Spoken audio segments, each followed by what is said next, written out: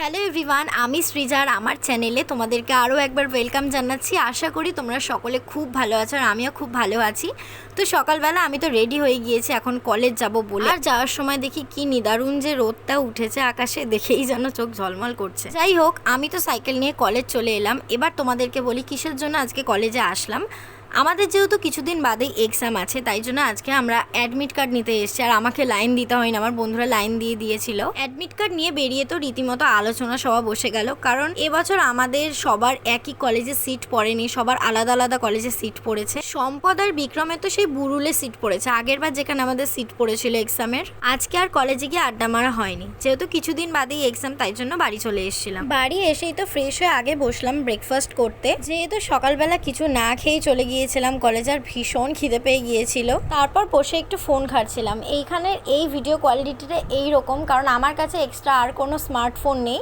এই ভিডিওটা জিও ফোন থেকে করা, তাই জন্য। তারপর আমি লাঞ্চ করতে বসে গেলাম, আর আজকে লাঞ্চে আমার সব ফেভারিট ডিশগুলো ছিল। লাঞ্চ করে উঠে তারপর একটু আইসক্রিম খাচ্ছিলাম, বাবা আইসক্রিম এনেছিল। তারপর একটা ভাত ঘুম দিয়ে আমি রেডি হয়ে গিয়েছিলাম বিকেলবেলা টিউশন যাওয়ার জন্য। কিন্তু যাওয়ার আগে দেখলাম সাইকেলে হাওয়া নেই, তাই জন্য একটা সাইকেলের দোকান দেখে জলদি সাইকেলে হাওয়া দিয়ে তারপর সাইকেল নিয়ে চলে এলাম টিউশনে। ওপরে উঠে দেখি এখানে তো সবাই মিলে ছ্যাবলামি করতেই ব্যস্ত, সব ছেলেরা মিলে। তারপর পড়াশোনা শেষ করে স্যারকে প্রণাম করে নিলাম, যেহেতু এক্সামের আগে আজকে আমাদের লাস্ট স্যারের কাছে পড়া ছিল।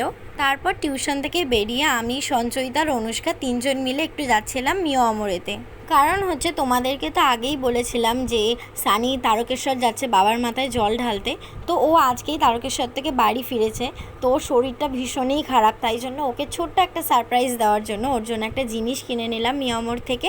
তারপর তো আমি কোচিন থেকে সাইকেলটা নিয়ে নিলাম, যেহেতু যাওয়ার সময় আমি সাইকেলটা কোচিনেই রেখে মিয়ামোরেতে গিয়েছিলাম। তারপর সাইকেল নিয়ে চলে এলাম সানিদের বাড়িতে, আর যাওয়ার সাথে সাথেই আন্টি আমাকে কেক দিয়েছিল, আর দিদিভাই আমাকে চকোচিপ দিয়েছিল। আমাকে বলছিল শুধু চকোচিপ খেয়ে দেখ, দারুণ লাগবে। আর আমি শুধু একটু খেয়েছিলাম, তারপর তো কেক খেলাম। তারপর সানিকে বললাম যে তুই চুপ করে বস, তোর জন্য একটা সারপ্রাইজ আছে। আর ও কি সুন্দর পুরো চুপচাপ একদম বসেছিল। ওর পাটা দেখেছো, পুরো ফুলে একদম আলু হয়ে গেছে। সারপ্রাইজটা দেওয়ার কারণ হচ্ছে ও আজকেই তারকেশ্বর থেকে ফিরলো, আর ওর শরীরটা একদমই খারাপ, তাই জন্য ওকে না জানিয়ে একটা সারপ্রাইজ দিয়েছিল। সারপ্রাইজটা ছিল একদমই ছোট্ট।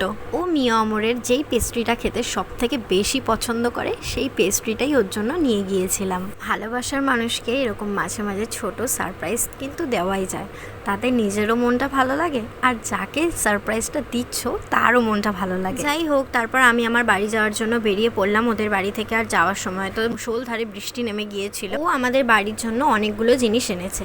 আগের বার ওখান থেকে শিবলিঙ্গ এনেছিল, বাট আগের বারে শিবলিঙ্গর যে পাথরের বাটিটা হয়, ওইটা শিবলিঙ্গ তুলনায় অনেকটাই ছোট ছিল, তাই জন্য মা এবার ওকে বলে দিয়েছিল যে পাথরের বাটি আনতে, যেহেতু শিবলিঙ্গ রয়েছে, বাট একটু বড় সাইজের। আর একটা নন্দী এনেছিল, আর প্রসাদটা তো আনবেই, সেটা স্বাভাবিক। তারপর আমি ডিনার করতে বসে গেলাম, আর আজকে ডিনারে ছিল লুচি আর আলু চচ্চড়ি। তো আজকের এই ভ্লগটা এখানেই শেষ করছি। ভ্লগটা ভালো লেগে থাকলে চ্যানেলটা অবশ্যই সাবস্ক্রাইব করে রেখো। তো আজকের মতো টাটা।